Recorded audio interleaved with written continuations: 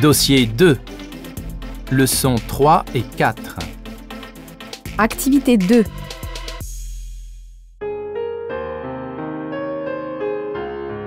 Lucien, vous étiez enfant pendant la guerre. Quel est le souvenir le plus vif que le garçon que vous étiez alors a conservé? Curieusement, dans mon souvenir, la guerre représente un ensemble de sensations et de souvenirs très contrastés, même contradictoires. La fête de l'arrivée des soldats américains, c'est indéniablement l'image la plus vive que j'ai gardée en mémoire.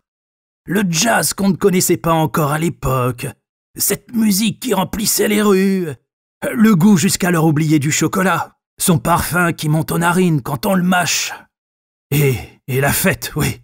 Ce bonheur incroyable que tous les adultes autour de moi avaient finalement dans les yeux. Vous commencez par la fin, heureuse et tant attendue. Mais avant que les soldats allemands n'arrêtent de se battre, comment viviez-vous avec votre famille? Nous étions près de la Belgique. Alors bien sûr, tous les jours, la présence de soldats allemands nous rappelait que nous avions signé en 1940. Mais la chance de notre famille, c'est d'avoir vécu à ce moment-là à la campagne. Avec mes frères, nous partions presque tous les jours à l'aventure dans le but de ramener des choses à maman pour le dîner.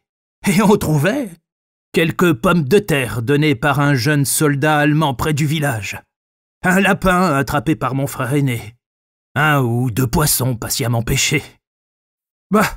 C'était dur, oui, mais pour l'enfant que j'étais, les souvenirs d'expédition avec les grands frères l'ont finalement emporté sur les événements. Pour vos parents, je suppose que c'était différent?